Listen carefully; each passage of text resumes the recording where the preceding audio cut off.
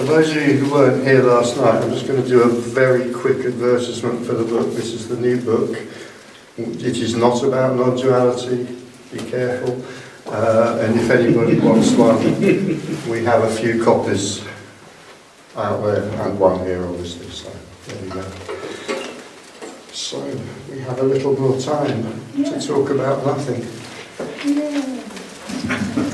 Go for it. You go for it. What can you say about the traditional way of Advaita Vedanta? Well, almost nothing, because I know almost nothing about it. That's going to be very short. Because I thought maybe I have started reading your book, but it's not finished. So I don't know if you are writing something about it. What, in this new book? Yes. No, this kind of rather deliberately avoids getting into non-duality on the basis that there's already 4 books out there from me about it, which I feel is enough. So this is about all the other stuff. I know that you are cleaning. You are cleaning toilets. I know. Cleaning toilets. Cleaning toilets? Yes. I thought you said clearly foolish, but you said that description would also fit. But you said cleaning toilets. Yeah. Yes. Not all the time. I mean, this is not just. I know. I read this chapter. Yeah, but maybe you have some sort of specific question about, or point to make about traditional Advaita, but I mean, I'm fairly ignorant of it. I mean, I did obviously do a great deal of seeking, but I wasn't really even aware of the kind of term traditional Advaita. And I mean, I'd spent time, for example, I was so ignorant because I was so lost in my own whatever path I was following. I spent some time, there's a sort of chapter in there about some time I spent in India in an ashram. Not very long, just a few weeks. And one of the things I was doing there, rather reluctantly actually, but I was kind of forced and pushed into studying Kashmiri Shaivism. And I don't think I even realised at the time that Kashmiri Shaivism is a form of non-duality, it's a non-dual philosophy. I was that kind of naive, you know. So, we have an authority of traditional Advaita sitting in the room here, so, you know, you'd have to make me a pretty tempting offer to get me to risk making a fool of myself about that. Because Christian is... Yeah. One thing is quite interesting. Maharishi Mahesh Yogi comes from a master who is in the tradition of Shankara. It's this northern, there are 4 big ashrams in India that go with that Shankara tradition, which is the official Advaita Vedanta. And but Maharishi himself, I would not consider a non-dualist teacher, but he's from that tradition.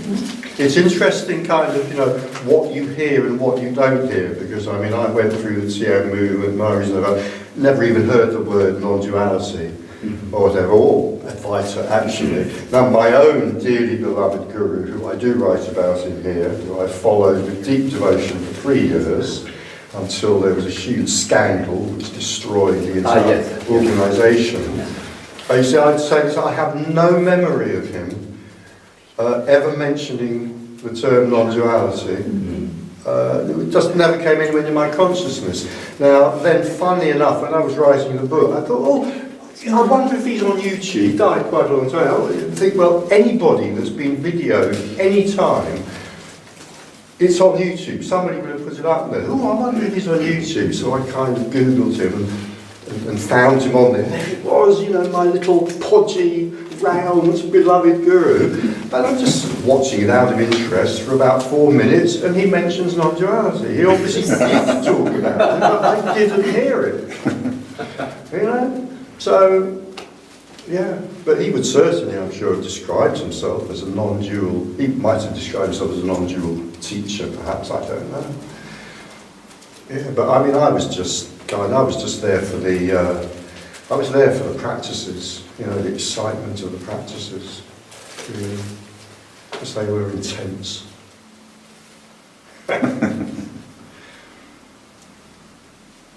Sorry, have we lost track of a question or a comment or something? I got a bit lost there. You asked about Yeah, I just started Yeah, thinking yeah. about my beloved guru, and I went all gooey there.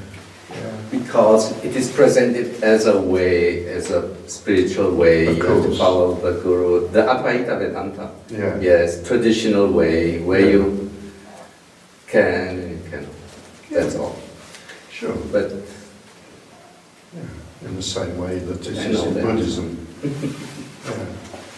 Yeah. It's very, very appealing. Yeah. I mean, there are many paths to the top of the mountain, but they all lead to the same place. It's a lovely thought. I certainly held to that. Yeah. Yeah. Then all of that just gets blown apart. Well, it gets blown apart if it does. yes, if Yeah. And if not, then that story might continue. It's all right.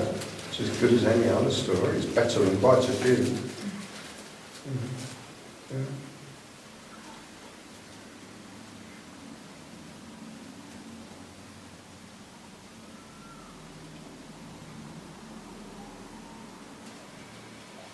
At its heart is meaning and purpose, really, which I suppose lies at the heart of most, all philosophical, metaphysical and spiritual and religious stories, obviously. Meaning and purpose. It's great to have meaning and purpose. It's even greater to be without it.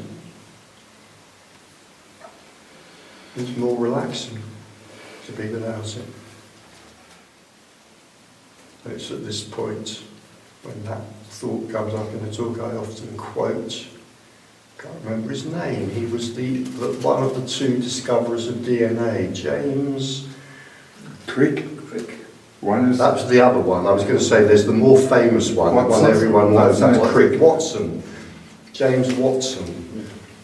And he said, "You might think I'm a pretty sad fellow because I don't believe in meaning and purpose, but I'm looking forward to having a very good lunch." I think that's as good as anything. So he said he is not into purpose and meaning. Absolutely. Yeah, that's interesting. In our culture, I would say that meaning is always seen as a positive thing. It's always the positive aspects, not the heaviness of it, but yes, you need meaning, you need hope, you need to achieve something and to have success and all that. Well, that's what Watson is challenging in that delightful quotation, because that's what he's saying. You might think I'm a pretty sad person. I mean, this is an Americanism. He doesn't mean depressed. He means kind of worthless, really, because I don't believe in meaning. That's the kind of common thought, isn't it? We need meaning to drive. Well, look what it drives us onto. I don't want to go all political on us, although I could. I've just come over here from England after all. But look where meaning and purpose is driving us onto. Maybe we'd all be better off without it. Non-duality or not. But absolutely, that is the common, particularly amongst philosophically and spiritually and religiously minded and metaphysically minded people. What I like most of the book is the part that you describe the fake holiness with the sentence, sugar on shit. Yes, isn't it lovely? I wish that was my expression, Yeah. but it isn't. And it's so perfect. Yeah, It hits. yeah. And that kind of spirituality on top of, where the psychological work hasn't been done in a way. Sugar on shit, yeah. Great expression. I wish I'd thought of it.